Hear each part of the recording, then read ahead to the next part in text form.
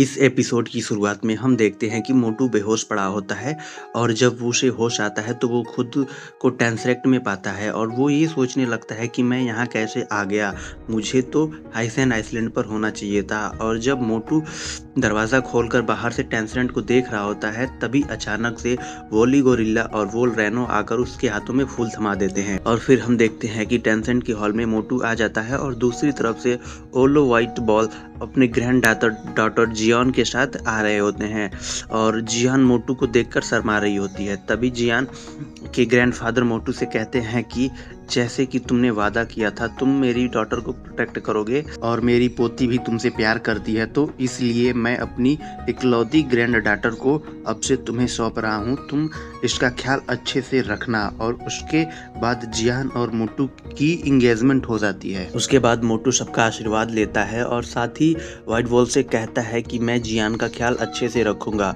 और मैं आपको कभी भी निराश नहीं करूंगा। फिर व्हाइट वॉल कहते हैं कि तुम हमेशा मुझे इल्डर ही बुलाओगे, जिसे सुनकर सब हंसने लगते हैं। फिर हमें रंग रंग का सीन दिखाया जाता है और रंग रंग भी यही सब सोच रही होती है कि वो कहाँ आ गई है। फिर थोड़ी देर में उसे पता चलता है कि वो तो अपने ही पैलेस में होती है।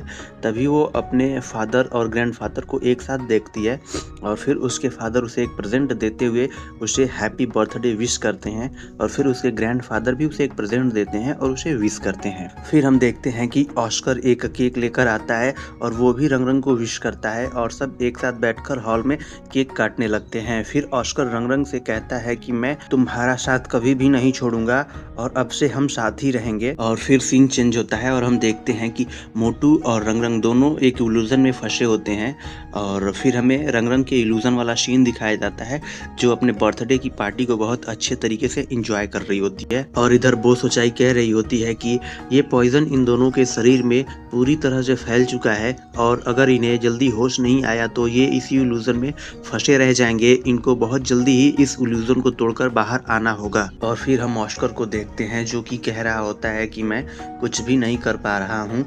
तो बोसाई कहते हैं कि तुम शांत हो जाओ। और फिर सीन चेंज होता है और हम देखते हैं कि फैटी और जियान घूम रहे होते हैं और जियान एक रोज को पिक कर लेती है और उसे फैटी को देकर कहती है कि मैं हमेशा से तुम्हारे साथ रहना चाहती हूँ। फिर फैटी जियान को कस के गले लगा लेता है और फिर अचानक से फैटी के सीने में दर्द होने लगता है। फिर हम देखते हैं कि ऑस्कर और रंग रंग दोनों पार्टी के मजे ले रहे होते हैं। फिर जियान फैटी से पूछती है कि तुम्हें क्या हुआ, तो फैटी कहता है कि मुझे कुछ नहीं हुआ।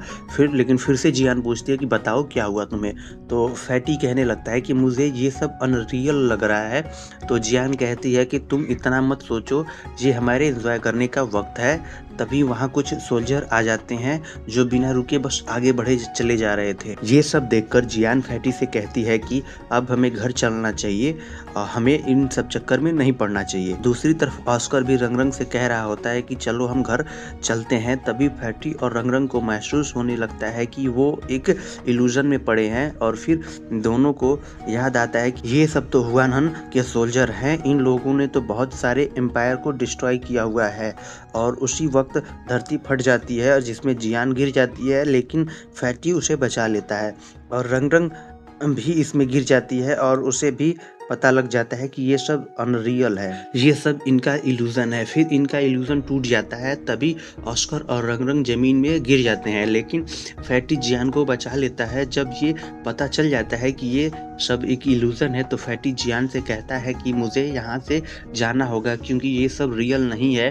और फिर कहता है कि मैं तुमसे हमेशा प्यार करता रहूँगा। और सेम यही सब रंग रंग भी ऑस्कर से कह रही होती है और साथ ही कहती है कि हम रियल वर्ल्ड में जरूर मिलेंगे। और ये एपिसोड यहीं पे खत्म हो जाता है। ऐसे ही और भी अमेजिंग सीरीज के लिए हमें सब्सक्राइब जरूर करें। और हाँ, थैंक्स फॉर वॉचिंग।